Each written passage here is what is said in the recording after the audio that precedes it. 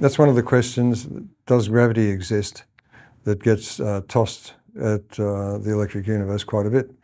Of course gravity exists. The thing is that it's a manifestation of the electric force which is distinct in its operation from both magnetism and the naked electric force, between electric charges. The reason that they are different purely depends on the structure of matter. And of course, the structure of matter really isn't addressed sensibly at all presently. When you look at modern particle physics, it's a mathematical game involved in beauty and symmetry, which has got nothing necessarily to do with the physical real world. It might satisfy the mathematicians and they can admire it in their art gallery, but it has nothing to do with science. The fellow that I told you about who developed the model of the electron said that all subatomic particles are constructed like the atom of a smaller orbiting system. And that means that all forces depend upon the structure of matter and the scale that you're looking at. And the magnetic field is generated by particles that are free to move in an electric field. And it's like pushing a balloon full of water. It will tend to resist it and it will deform rather than move. And this is what a charged particle does in the presence of an electric field. It doesn't really want to move, but you're giving it a push, so it distorts transverse to the electric field. And that, of course, that distorts your particle. And in that case, you have the nucleus at the focus of an ellipsoid. And it has to be one of the other focuses. It can't be at both. And that requires that a small electric dipole is set up transverse to the electric field. And we always know the magnetic field sets up transverse to the electric field. There's no explanation for that. It's just one of those facts. Well, here we have a physical explanation. And that was Ralph Sainsbury's, my friend in New York. That was his model. And from that, he said, if you have two particles, two electrons, say, moving in the same direction, they will both have their dipoles facing the same way. They will attract one another, and this is Ampere's law. And if you have the current going the other way, the dipoles are repelling one another. Once again, Ampere's law. That generates the magnetic effect. The gravitational effect is at the scale of the electron and the proton, but once they're trapped inside a ponderable body, that is, they're inside an atom, they can't move, so when you apply an electric force to it, the particles are distorted in the same direction as the electric force. But when you consider that inside an atom is pretty much shielded from electric forces, there is no tendency of a particle necessarily to develop any gravitational effect at all. It's only influenced by nearby matter, which may have already formed and therefore generates a gravitational force. And what that does is it offsets the nucleus inside the atom from its center and once again forms an ellipsoid. But you can imagine that the distortion of a subatomic particle is extremely small. And this is the problem that the the theorists who've been trying to understand gravity face. How do you get such a weak force? Well, this is the reason. You're distorting a proton. And a proton is a very tiny particle. It's shielded inside an atom, so this is why it's so difficult to affect gravity at all by electricity, because you apply electricity to any matter or a voltage across a dielectric and so on. The nuclei are shielded. They don't do much moving. They do a little bit, and it's been discovered in the Bifield-Brown effect, which has found that capacitors will tend to move in the direction of one plate. This, of course, set me thinking about all sorts of ways. How would you test this?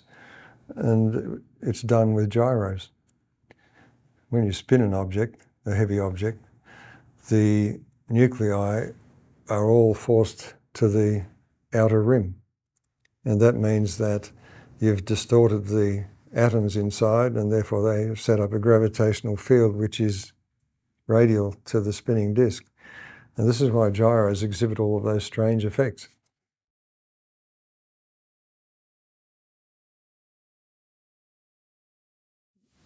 There are all sorts of other aspects to this, but one of the main things about the electric universe is that it re-establishes the standards of measurement. And that is, and this is something that Newton recognised, and some of the great philosophers of the past, the standard is the fixed stars, the rest of the universe. So it's motion with respect to the rest of the universe that determines the energy and the actual speed of an object.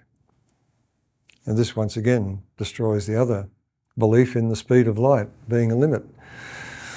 Einstein said that the speed of light was with respect to some arbitrary observer. That can't be so, because then you've got no way of measuring the energy of somebody who's moving with respect to somebody else. It also means that the clock paradox goes away, because the clock's rate of ticking depends on its energy, and that depends on its motion with respect to the rest of the universe. So Einstein's inertial frames of reference are not equivalent. They cannot be equivalent. So that destroys special relativity at a stroke.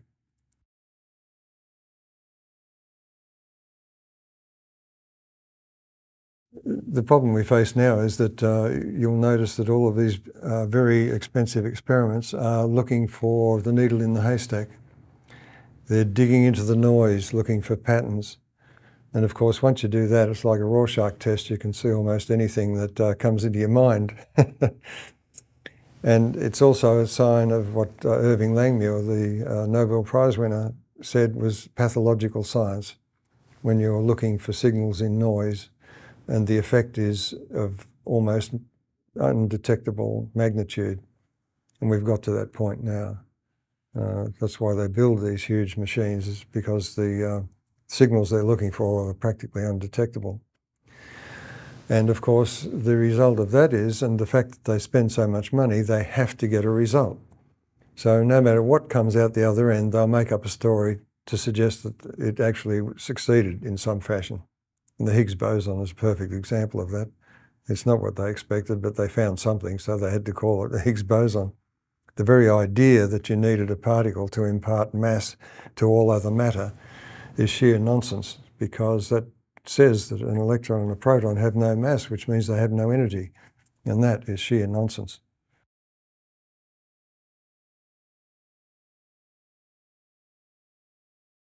Peer review doesn't work. It only works to protect the status quo, the settled science. People don't like loud noises in the halls of academe. It might wake them up.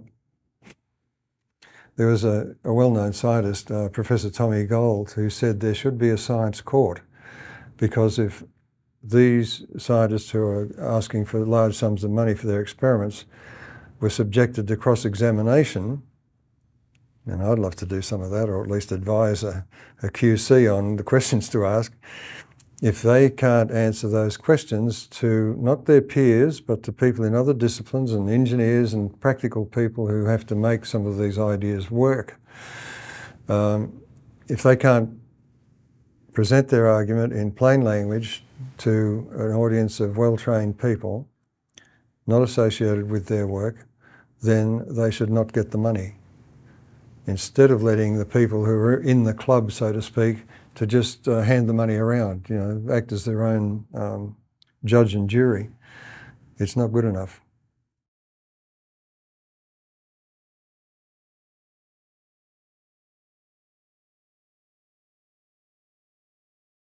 Oh, that's right. That's part of our physical universe. We can identify it because we can actually detect the particles. The ether is almost undetectable, and I follow the view of a radiation scientist who published way back in the Velikovsky days, and in my broad search I came across him too, who proposed that neutrinos are the substrate. And that fits. I can see how that would fit, and it makes sense, because a light wave must travel through something. You know, light wave, they depict it as an electric field oscillating through space, and an orthogonal magnetic field. You cannot have an electric field without something electrical as its focus. It can't be disembodied. So you have to have polarizable medium. Well, neutrinos are matter. I mean, they've been detected. So as ponderable matter, and if they conform to the structure of an electron and a proton and so on, they must have all of the parts inside them to be able to blossom into a particle and its mirror particle. There's no such thing as an antiparticle. And the mirror particle and the particle, if you provide sufficient energy into what looks like empty space, you can generate these two items, which are then detectable, and you can experiment with them. Neutrino is almost, seems to be not there. I think it's the most collapsed form of matter, but it permeates the universe, and because it's polarizable, it can act as the material through which light moves, the ether. And having that there, you've solved two problems at once. You've solved how light's transferred through what appears to be a vacuum, and you've solved the problem of how do particles suddenly appear when you inject enough electromagnetic energy into a system and you find these particles suddenly pop into existence. They do not pop out of nothing. They cannot. That's not physics.